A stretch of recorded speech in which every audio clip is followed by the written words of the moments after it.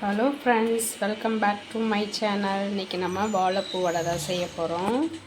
அதுக்கு நம்ம தோட்டத்தில் இருந்த வாழைப்பூ ஒன்று ஒடிச்சு க்ளீன் பண்ணி வச்சுருக்கு. இங்கே கடலைப்பருப்பு ஊற வச்சுருக்கு. இப்போ வாழைப்பூவை வேக வச்சிடலாம் தண்ணியில் போட்டு.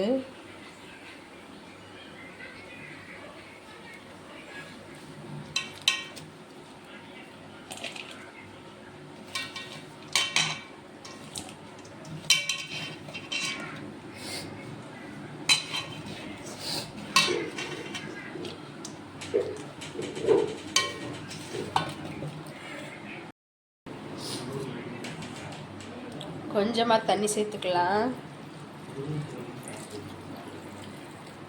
நிறைய தண்ணி சேர்த்தோன்னா அப்புறம் தண்ணியை இருக்க வேண்டியது இருக்கும். எப்படின்னா வாழைப்பழம் உள்ள சத்து முழுமையாக நமக்கு கிடைக்கும். அதனால் கொஞ்சமாக தண்ணி சேர்த்து வேக வச்சிடலாம்.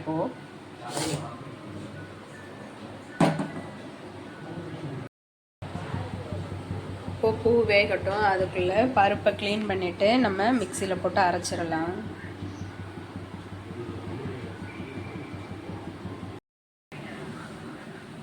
ஒரு ஸ்பூன் சோம்பு சேர்த்துக்கலாம்.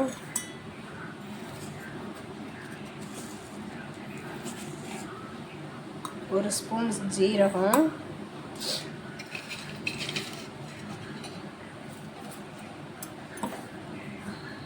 ஒரு 5 பல் பூண்டு, இப்போது ஊற வச்சுருக்க வரமிளகாய் சேர்த்துக்கலாம். இதை காம்பு எடுத்துகிட்டு சேர்த்துக்கலாம். மிளகாயை பூண்டு தோலை உரிக்காமல் சேர்த்துக்கலாம். நல்லா வாசனையாகவும் டேஸ்ட்டாகவும் இருக்குது. அதுக்காக இப்போ முதல்ல இதை நல்லா அரைச்சிட்டு வந்துடலாம். அப்புறமா பருப்பு சேர்த்து அரைக்கலாம்.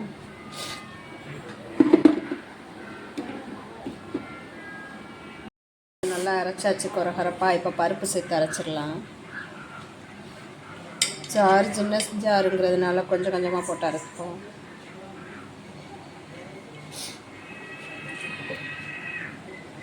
தண்ணியெல்லாம் வடிச்சிட்டு தண்ணியே இல்லாமல் வச்சுக்கலாம். லைட்டாக மட்டும் தண்ணி தெளிச்சுக்கலாம்.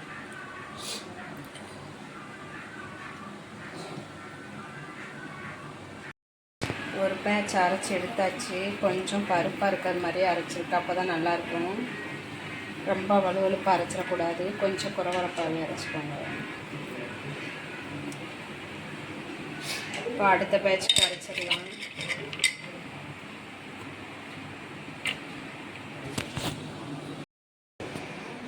ரெண்டு பேட்ச் அரைச்சி எடுத்தாச்சு. இப்போ 3ஆவது அரைக்க போகிறோம். அதுக்கு இப்போது கல் உப்பு சேர்த்துக்கலாம். உப்பு சேர்க்கவே இல்லை, அதனால் உப்பு சேர்த்துக்கலாம். அரைச்சிட்டு காமிக்கிறேன். இப்போ பூ வெந்துருச்சு. தண்ணியெல்லாம் சுத்தமாக ஊற்றிடுச்சு. தண்ணி நிறையா வைக்காமல் கொஞ்சமாக வச்சுக்கோங்க. அப்போ தான் அவனோட சத்து முழுசாக நமக்கு கிடைக்கும். நிறையா வச்சோன்னா தண்ணியில் பூரா சத்து போயிடும். இதெல்லாம் ஆஃப் பண்ணிடலாம். ஆஃப் பண்ணி ஆற வச்சிடலாம். இப்போது வாழைப்பூ நல்லா ஆறிடுச்சு.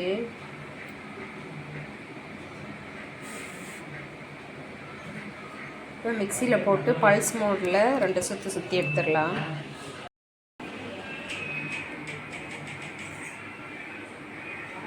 ரெண்டு பெரிய வெங்காயத்தை குட்டி குட்டியாக கட் பண்ணி போட்டிருக்கேன். கொஞ்சமாக குட்டியாக நறுக்குன கருவேப்பிலை. இப்போ இது எல்லாத்தையும் பிசைஞ்சிடலாம். இந்த ஸ்டேஜில் உப்பு இருக்கா என்னென்னு பார்த்துட்டு கொஞ்சமாக தூள் உப்பு போட்டுக்கலாம்.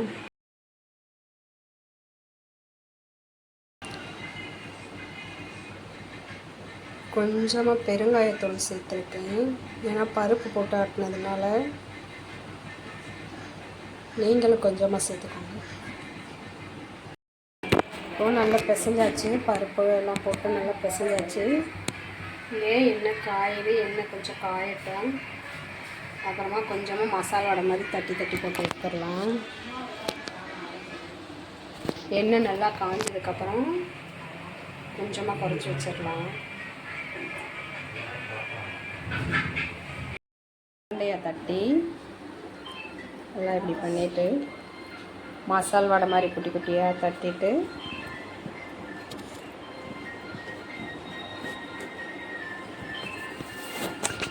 அப்படியே எண்ணெயில் போட்டுக்கலாம். எண்ணெய் நல்லா காஞ்சிருச்சு. இப்போ எண்ணெயில் போட்டுடலாம். தீயை கொஞ்சம் குறைச்சி வச்சுக்கலாம்.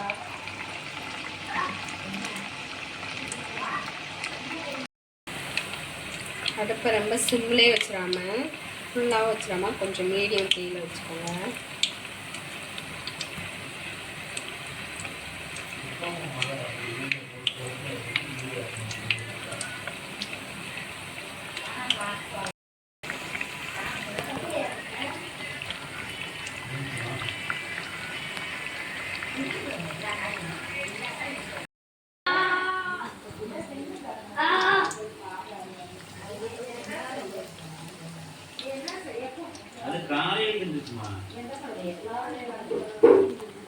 வடை சுட்டாச்சு. நீங்களே இது மாதிரி ஹெல்த்தியாக செஞ்சு சாப்பிடுங்க.